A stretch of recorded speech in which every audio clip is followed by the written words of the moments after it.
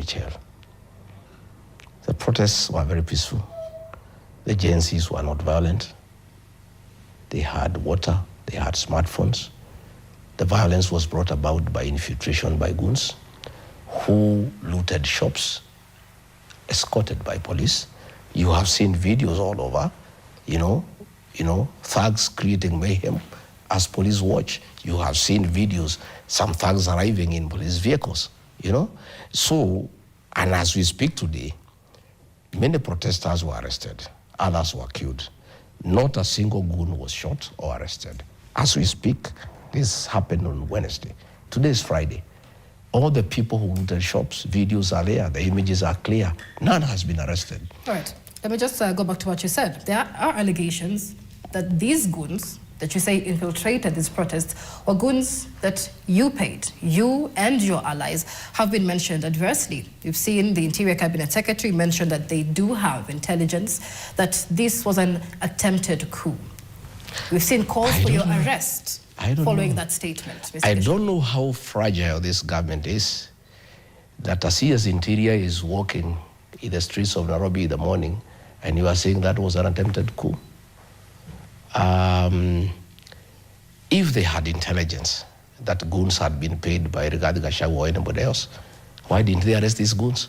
If these were my goons, I want to tell you, Michelle, today they would have been shot dead. They would be in custody. Why, if they had intelligence that Rigathi Gachagua or anybody else for that matter had paid goons to come and cause chaos in Nairobi, why didn't they act on that intelligence? Why did they supervise the goons wreaking havoc in the streets of Nairobi? How did they allow goons to go to a police station unarmed and take over a police station?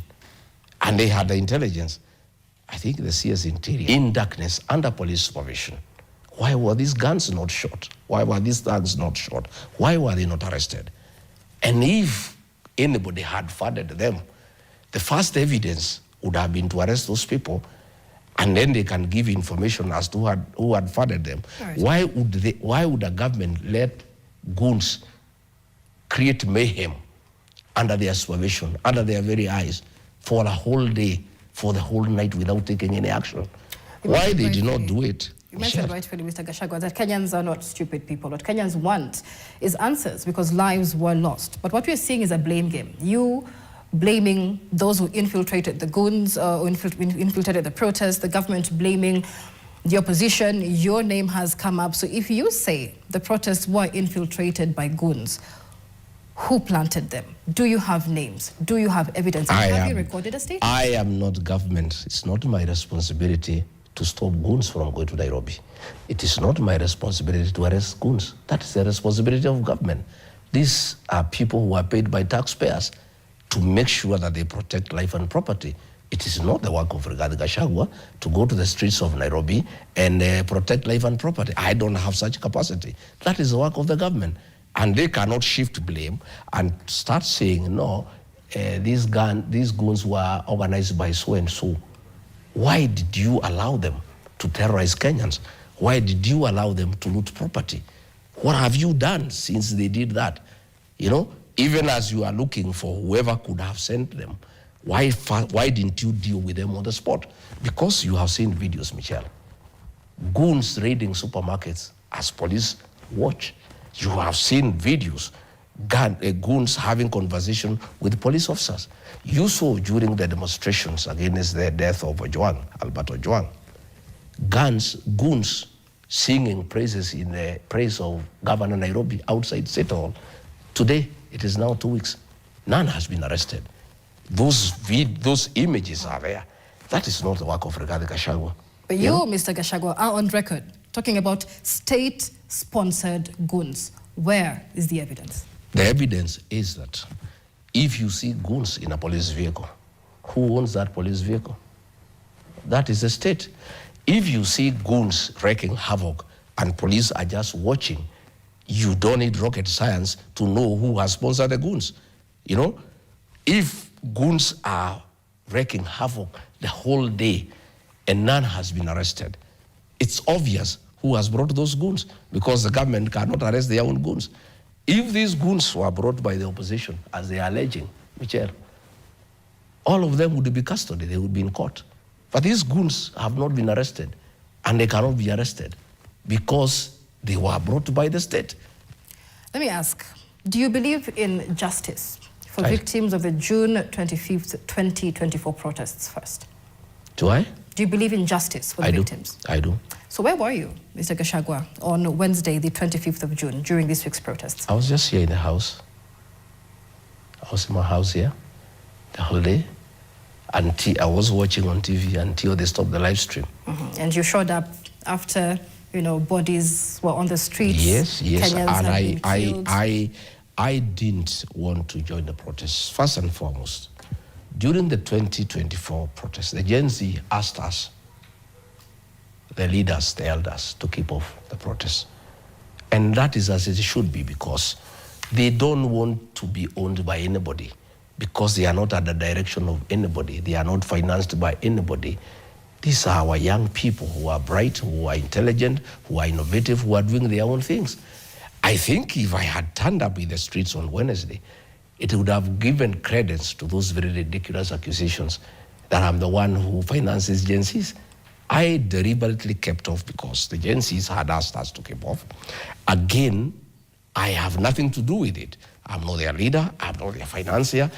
I just support them morally. You know, I am in support of their cause, that we shouldn't have abductions, tribalism. It is not political.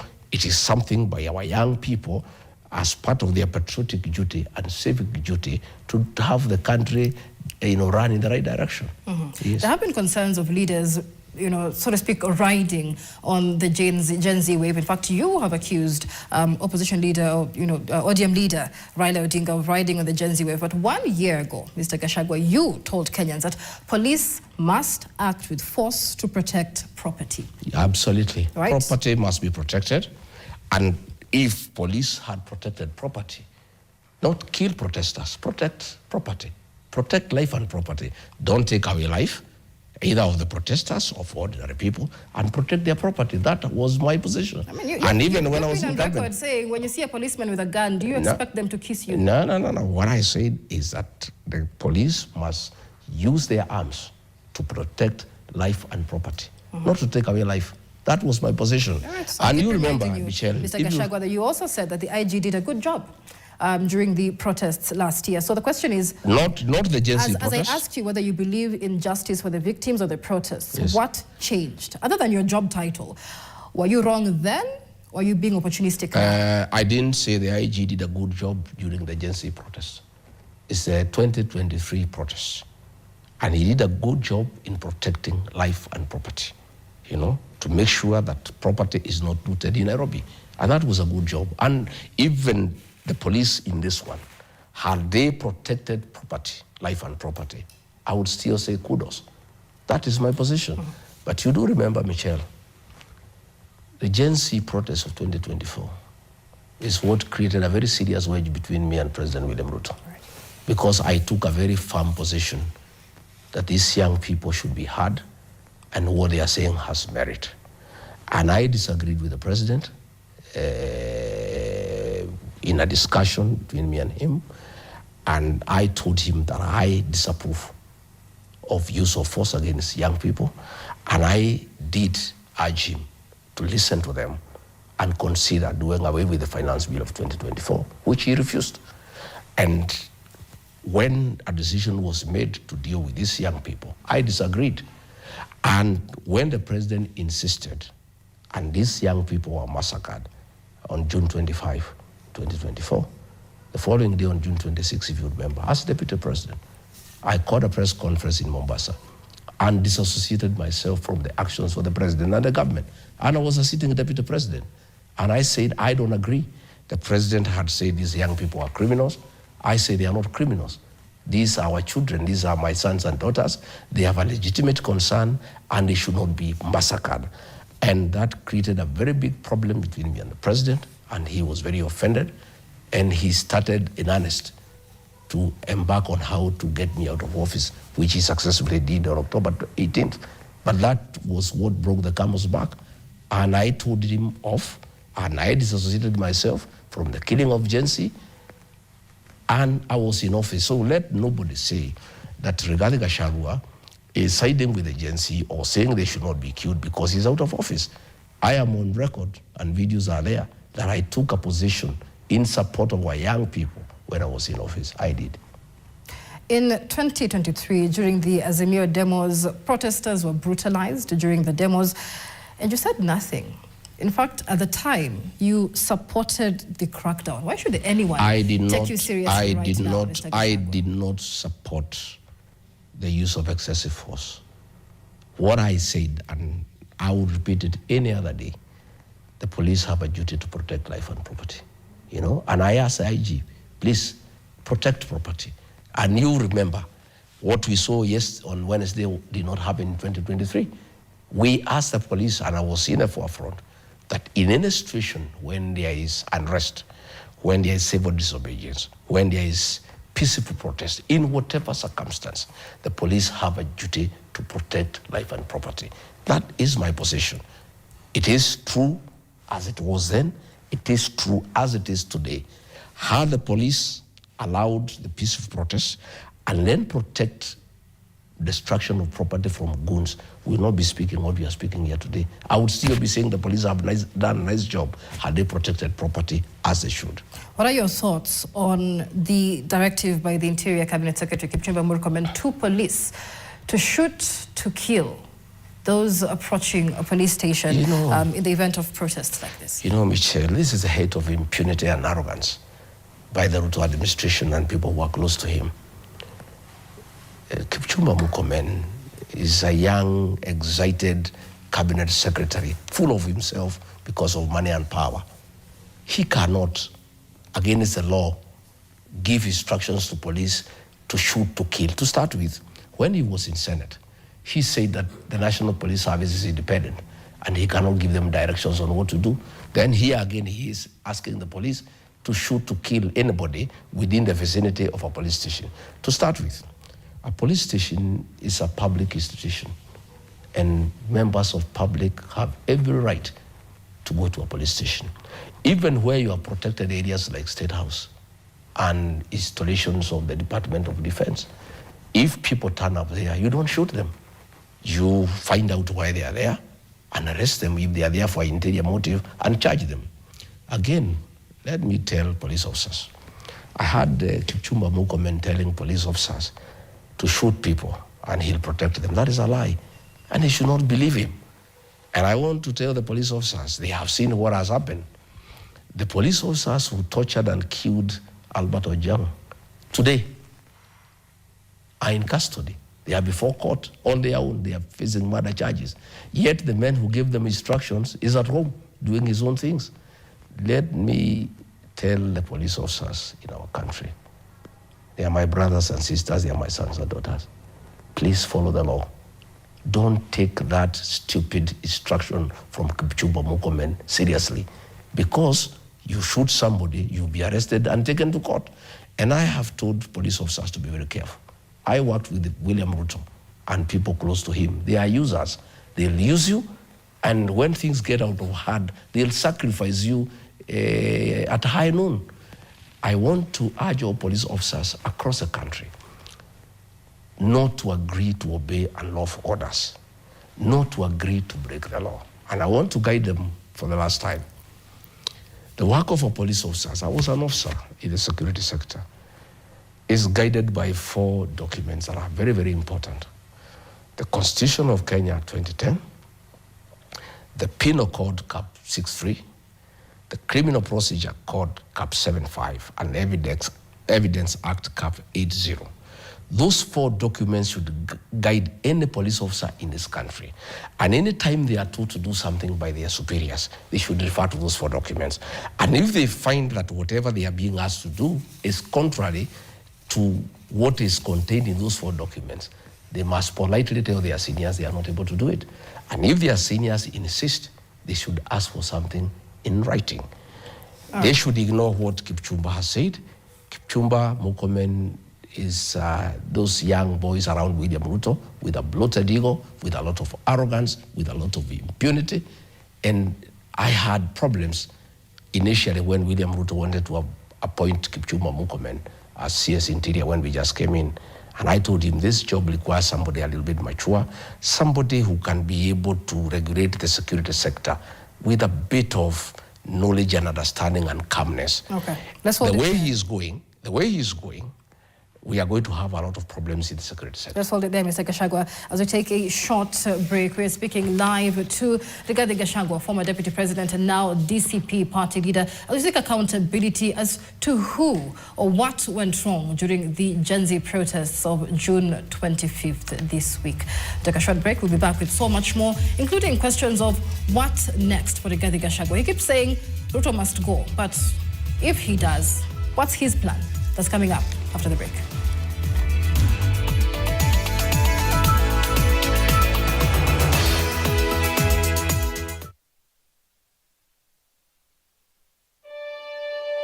Kote nchini mbele tuendelee,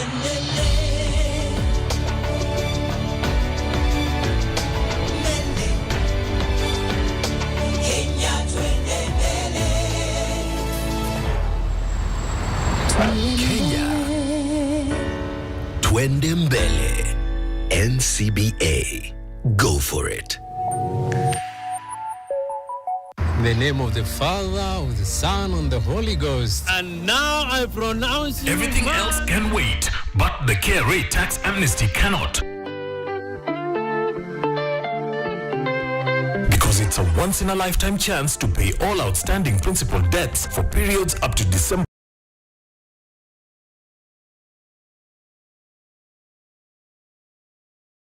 Hatujakis. Log on to iTax today. Deadline is 30th June 2025. dola nini aha, dola nini aha, chai imeshika, ugali white na tamu, chapo soft na layers za kutesa TikTok, mafuta safi ya kupika, aishikani to the last drop.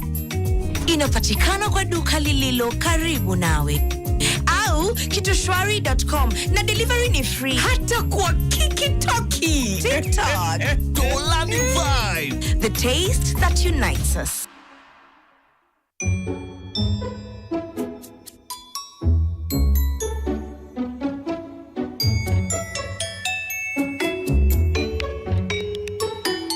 Sour petroleum jelly repairs dry skin like no other. Easy to spread and non-sticky like no other. Great quality product from Pwani Oil.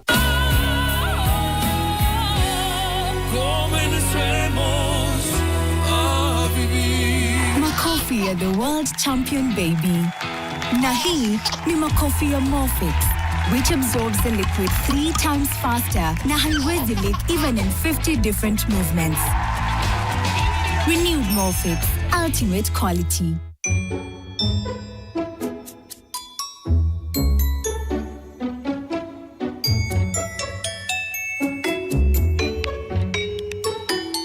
Sour petroleum jelly repairs dry skin like no other. Easy to spread and non-sticky like no other. Great quality product from Pwani Oil.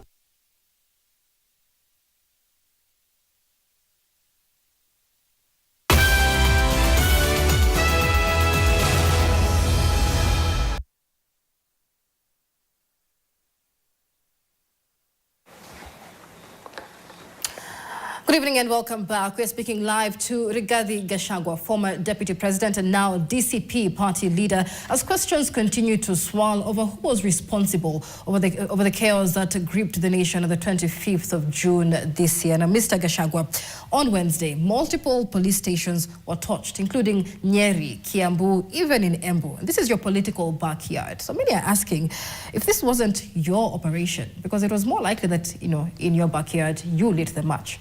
If this wasn't your operation, then who was behind it? You must give me a few minutes to put it into perspective so that I explain to you exactly what is happening. William Ruto was elected by 47% of the people from the Mount Kenya region. Along the way, he betrayed the mountain people. He misused them. He lost their trust, and they abandoned him. He has tried every trick in the book to get them back, and it has become difficult. He has spent billions of shillings in empowerment programs, buying leaders and all that. It has become impossible. So a plot was hatched by Kipchumba Murkomen and a few other people surrounding the president to create havoc within the Mount Kenya region and then blame it on leaders who are popular in the region. This is what happened, Chair. How do you explain police stations are manned by police officers who are armed? They are attacked by people who are unarmed. They overpower them, take over a police station and touch it. It's a movie. No shooting, nothing. No resistance. Some people just walk into a police station, take it over and touch it. That is, and you are not even told the inmates who are in the cells, were they released or not? There is nothing. It was stage managed. This is what happened. Let me give you an example in Kikuyu. The office of the DCC was touched.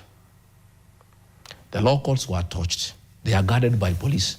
Somehow the police were not there, and the touching went on. Then the leader of majority says, some gangs wanted to attack his father, who is 101 years, but he was not attacked. It was just an attempt, but he was not attacked. Yet the police station, the law courts are attacked. Higher, you go to Nyeri. They burn Naiva supermarket of some fellow there in Nyeri town. But the supermarket owned by the member of parliament for Kenny, there is an attempted attack, but it is not attacked because it is personal. It is not meant to be attacked. It's just something you are trying to do. Then you find here in Nairobi, at night, all businesses owned by people from the Mount Kenya region are attacked. Okay? You find that several businesses are attacked. Police are there. Nobody is arrested. Nobody is stopped. It's simply an onslaught on the community. Then the CS Interior comes and says, the goons in Nairobi were stranded, they were from Murang'a, they were from Nyeri, they were from Kirinyaga, trying to profile a community to show that this issue that happened in Nairobi was done by the people from the Kikuyu nation. Okay? Then the following day, go to Parliament.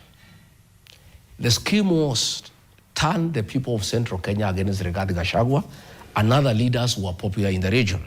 That is why they attack in Olkalau. People have told us in Olkalau, all the goons who are there, none of them is a local. Yet they did it, police never did any action. This thing was managed by government to target Kikuyu business premises.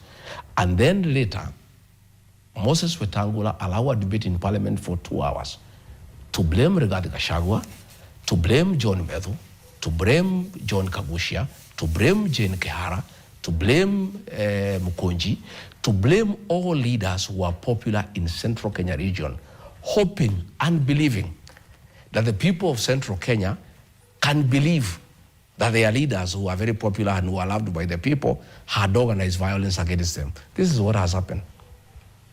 The people of that region are very enlightened as we speak today. And William Ruto drove a narrative and made the people of Central Kenya hate Uhuru Kenyatta. He said he's a drunkard, he's useless, he's this and that. And the people of Mount Kenya, I included, believed him. We turned against Uhuru Kenyatta and hated him. The people of that region have made a decision. They will never hate their leader. They will never turn against their leader. They have seen through that scheme that was done on Wednesday to target their businesses and then try to blame their leaders.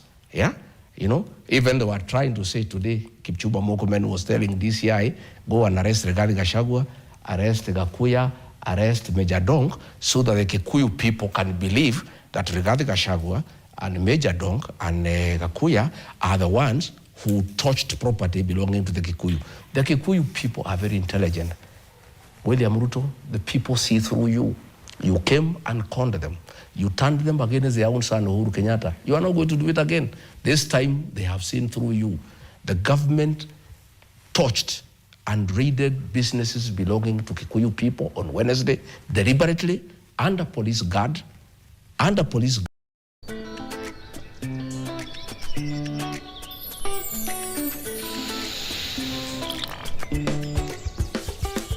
Mom, we're getting late.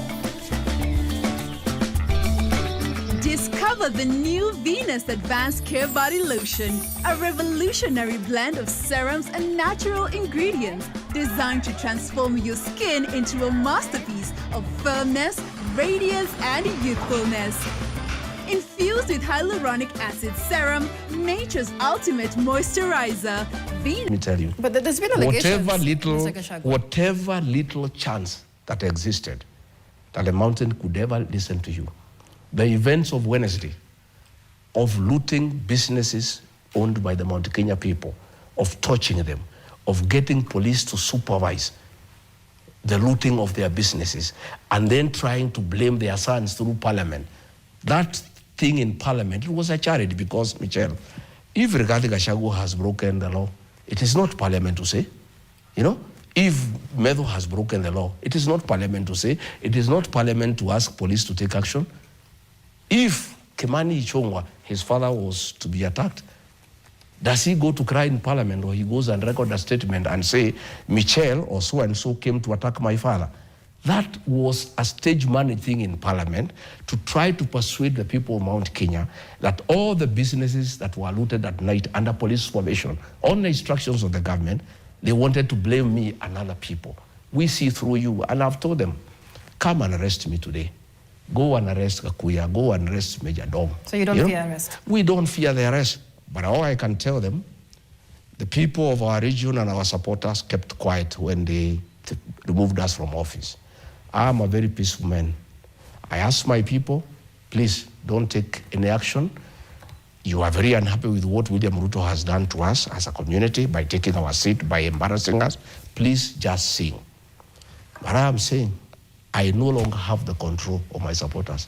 They are angry, and any attempt to harass us, any attempt to intimidate us, will be dealt with by the people. I can tell you, right. the mood on the ground. From this, the mood, I want to tell you, I want to say. You mentioned that this is a plot to alienate the Mount Kenya region, yes, like he did yes, with Uhuru Kenyatta. Yes. But what was your role in that? There are I am saying, I have told you. You led the campaign to alienate Uhuru Kenyatta, including the attack. I have told you, William Ruto conned an entire community, I included. So you were. I have owned it up. I have apologized to the community. But I was not alone. He conned bishops. He conned reverends. He conned pastors. He conned all of us. He cannot do it a second time.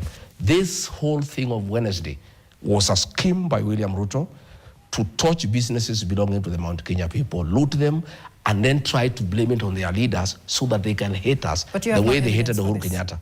Yeah? But you have no evidence. I am? Do you have evidence? That we have evidence. What evidence do you need, Michelle?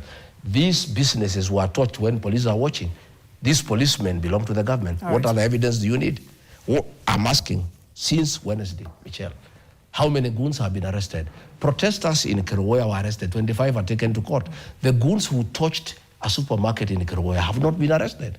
The goons who touched things in Nyeri have not been arrested. The people who touched things here in Nairobi and looted, they have not been arrested because they cannot be arrested because they were sponsored by the government.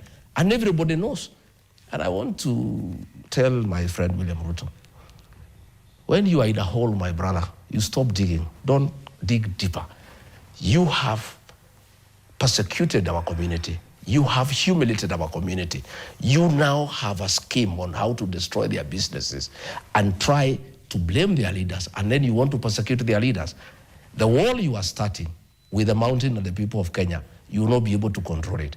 You go ahead and do what you want to do. Kipchumba Murkomen, you say you want to arrest me tonight, please just go ahead. I'm here, you know where I am. You don't even have to wait for this interview, you can come after this. But I want to tell you, the people have had enough. You know, this persecution of the community, this humiliation of the community is too much, you know, and I don't think it's going to happen again, and the people are not going to allow it because where it has reached now, it's just too much, you know. How do you organize goons to destroy businesses belonging to a community that voted you into office under police supervision. Let's talk about why there are protests on the streets to begin with. And what Kenyans are asking for is good governance, better governance at the end of the day. Of course. Gen Z are saying Ruto must go. Yes. That's what you are saying, Mr. Gachagua. Yes. But the president says that's your entire plan. Ruto must go, that you have no vision behind that. That's what What's he your says. answer to him in today? President Ruto says we have no plan. We have a plan to send him home. It's a very important plan in the whole matrix. And then what? We have plans to restore the dignity of the payslip. We have plans to restore the health systems. We have plans to restore the education system. We have planned to have justified taxation and proper utilization of collected taxes. But all those things we have plans to stop abductions. We have plans to stop extrajudicial killings. All those things, Michelle, cannot happen when William Ruto is in office because he's the one who has messed the country. All his plans are responsible for the shit we are in as a country, for the hole we are in as a country.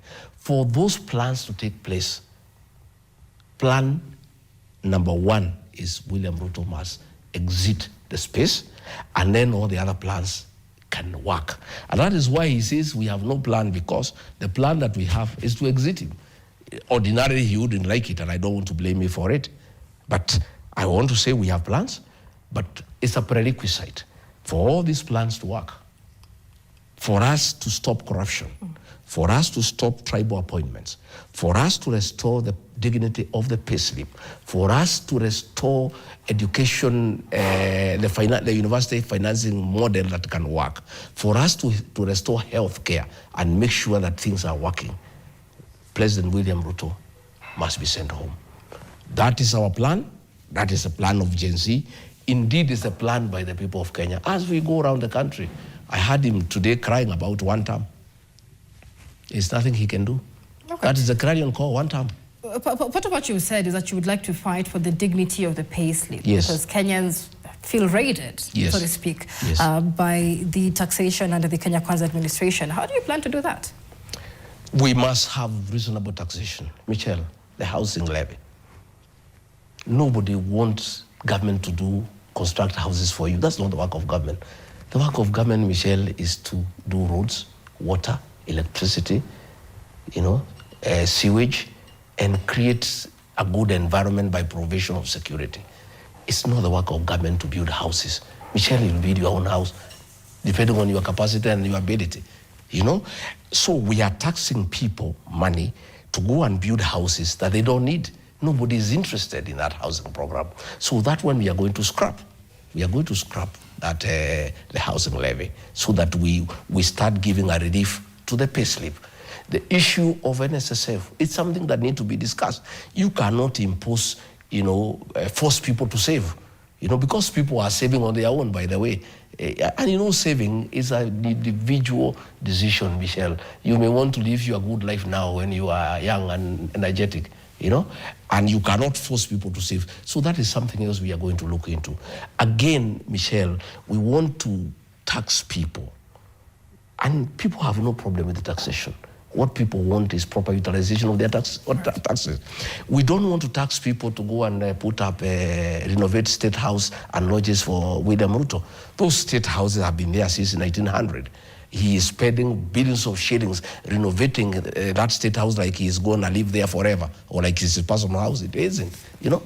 We are saying that our administration will have reasonable taxation and will do proper utilization of those taxes to the benefit and satisfaction of the people of Kenya. Right. So let's talk about the DCP party, which is a vehicle that you've coined to get into power. Now, critics say that your party's leadership is dominated by tribesmen and political allies from the Mount Kenya region.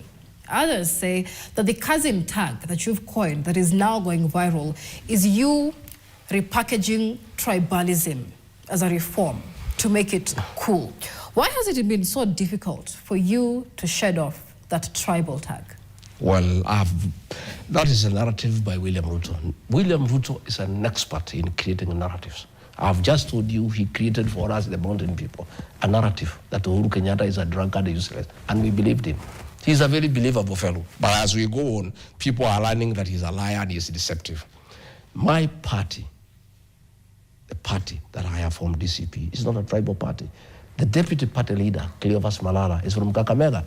He's not from Kirinyaga or Nyandarua. The Secretary General, Hezron Ubaga, is from Kisii. That is not Embu.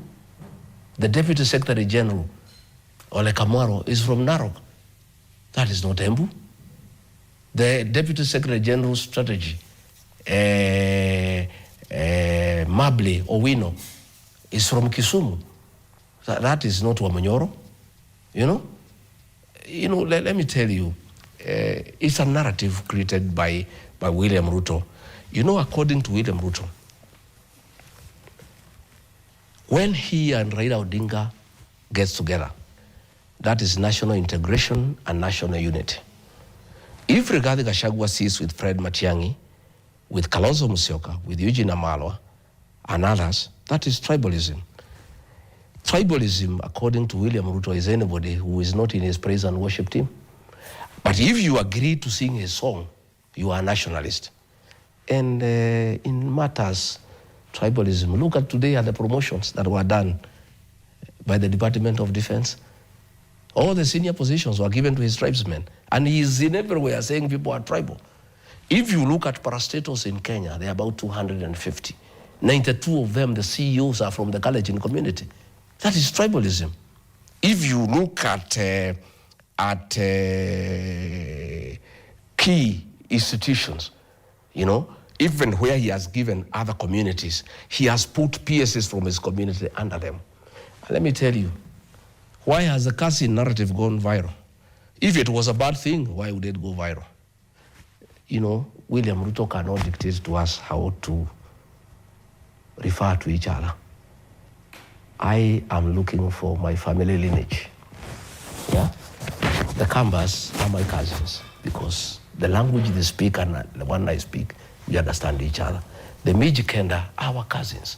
The Kisis are our cousins. The Luyas are our cousins. The Kurias are our cousins. The Masais are my in-laws. Right. The Meru, the Embu are my brothers and sisters. William Ruto cannot dictate to me on how to relate with the family, and he should keep on family matters, He can relate with Raila Odinga. He calls him his brother. We don't have a problem. The Luyas and the Luos have been calling each other Shemeji. Nobody has ever had a problem. Let me tell you where the whole of this thing is. This annoyance is the place of the mountain in Kenyan politics. The mountain, because of their numbers, where they are, is a winning lot. William Ruto is bitter that he won the election with the mountain. The mountain has left him to join others. And that is why they are saying this casting thing is a bad thing. But when the mountain voted for him, he was very happy. He never called us tribal. He was saying we are very good people. He was always visiting us. We don't have a contract with him. And he shouldn't have a sense of entitlement that the mountain must be with him. Right. The mountain has left him. The mountain is with other people. Let's talk about government. And the sooner he appreciates that the mountain people have a democratic right to work with other Kenyans, not him. It cannot be by force because he wants to force us to like him or to vote for him. And we will not. We have a responsibility. We have a democratic right to work with Kalonzo. We have a democratic right to work with Matiang'i. We have a democratic right to work with Eugene Wamalwa. We have a democratic right to work with the Mijikenda. Why is he having a problem with that? I'm glad you bring us there. Let's talk about good governance. That is what Kenyans want. But we've seen you under the DCP party align with several people. We've seen Moses Kuria previously, Justin Muturi, Mithika Linturi. Yourself and these men have essentially been branded political rejects of the Kenya Kwanza administration. Linturi, for example, faced a motion to remove him from office for gross misconduct. Is the team you're fronting the best you can offer as alternative government for Kenyans, Mr. Gachagua? We are not political rejects because the people of Kenya never rejected me. It's William Ruto who rejected me. Justin Muturi was not rejected by the people of Kenya. He was rejected by William Ruto. Mithika Linturi was rejected by William Ruto. It's only William Ruto who rejected us. William Ruto is not the equivalent of the people of Kenya. That anybody he has a problem with is a reject. And you must ask yourself, where is the problem here? These are all people who supported William Ruto. But he has disagreed with all of them, and he says they are incompetent. According to him, he is the only one who is competent. But you must ask yourself here, who is competent? Because after I have left, nothing has changed. After Kuria left, nothing has changed. Muturi has left, nothing has changed. Lenturi has left, nothing has changed. What is the common denominator here in terms of failure? It's William Ruto in matters of incompetence. When he came in as president, we had a working health system. Today it has collapsed. When he came in, we had a working university financing model. It has collapsed. When he came in, roads were going on across Kenya. They are all stored. So in matters incompetence, it's William Ruto who is incompetent. But he is very quick. It's like in the streets when pickpockets or fellows who do mugging, you know, they would steal something from you, then shout, thief, thief, thief, thief. That is what William Ruto does, to hide his own incompetence.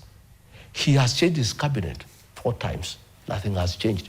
So what is the common denominator that there is failure in government in Kenya, that nothing is working? The common denominator across the whole scenario is William Ruto. So you cannot say that we have been rejected by who? We have been rejected by one person, and as it works, the people of Kenya are also rejecting him because with the time they have realized where the problem is. All right. We have several people fronting themselves as alternative leaders or for alternative leadership in the country. You had the retired Chief Justice David Maraga saying that he's positioning himself as the Gen Z candidate. You've also been speaking the Gen Z language, but which one of these candidates, you included, is actually listening to the Gen Z? Are you really listening or just using them, riding on the wave? The Gen Z are very bright people. They are marvelous young people. I have such tremendous respect for them. You know, they know who they can trust in this country. The Gen Z know at their lowest moment when they were being killed and massacred by William Ruto and Kithure Kindiki, when everybody was demonizing them, when William Ruto was calling them criminals, who came to stand for them? It was Rigathi Gachagua. I sacrificed my job as deputy president, a very good job with the parks, with security, with all obedience, you know, and I said, I want to start with these children. And I attracted the wrath of William Ruto for starting with these young people. It's these young people, the Gen Z, who will look at the whole political landscape and will decide where they want to place their trust. And I think they are intelligent enough to know what they want to do. I don't want to force myself on the Gen Z. All the time I'm being accused of funding them or financing them, you know. And what has happened is that the Gen Z have appreciated me and accepted me because I'm always being accused of being their leader, of being the one who is financing them, who is doing this and that. But all I have done is stand with them and stand for them, and I'll continue to do so. And I'm sorry, I'm told that they have taken away the security of Chief Justice David Maraga because of appearing to support the Gen Zs. That is how petty this administration is. That is Kipchumba Murkomen. If somebody is seen in the streets, you know, it's democracy.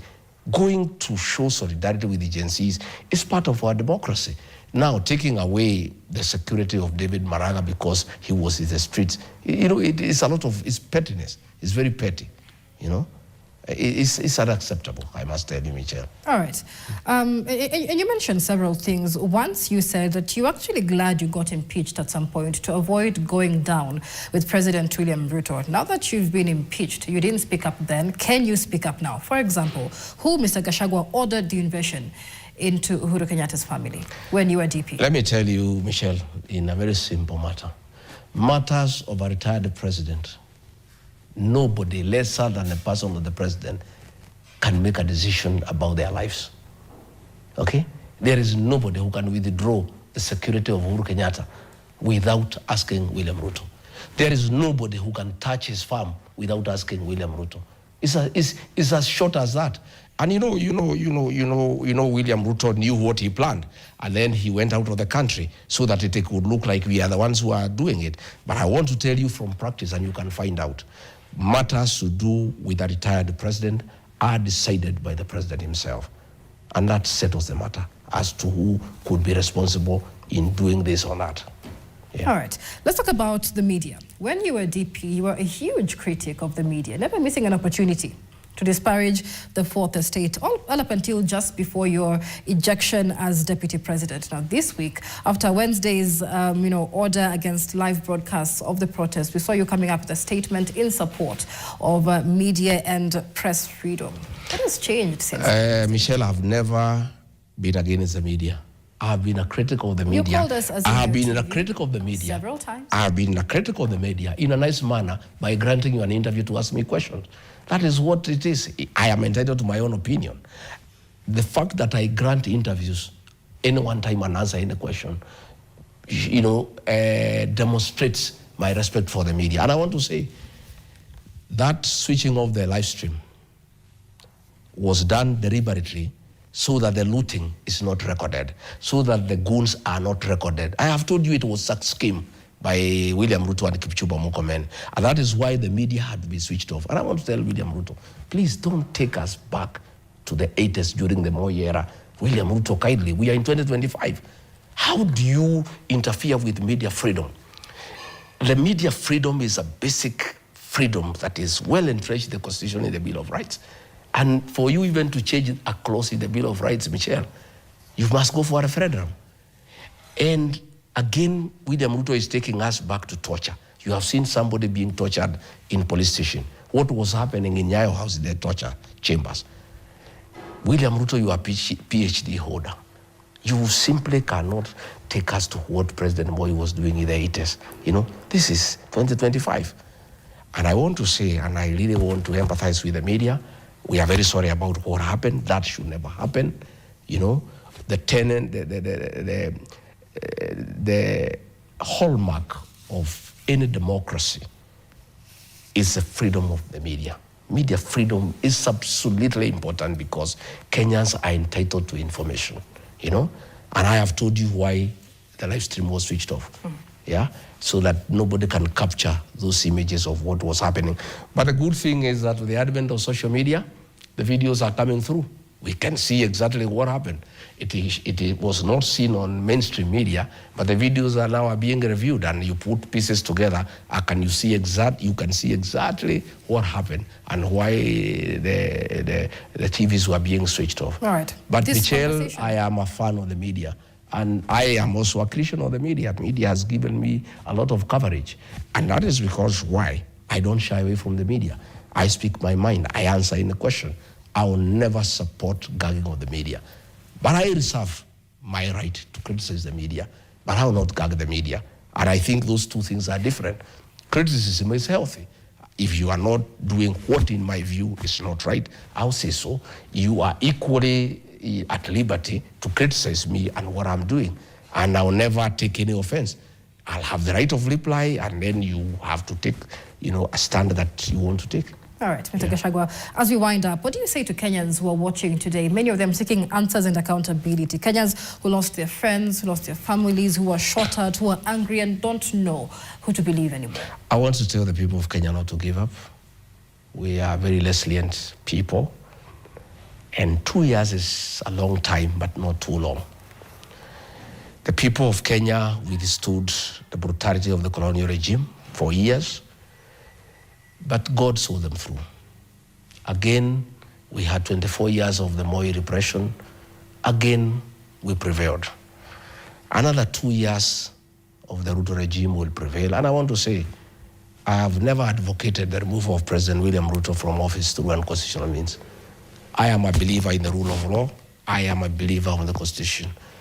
I want President William Ruto to be removed from office through the ballot. I've heard him say, crying today, that he doesn't know how we want him to go home. I've heard him crying today. I saw him very mellowed. The usual bravado is not there. I saw him very mellowed, crying. Oh, people are saying Ruto must go. I need to understand how I need to go.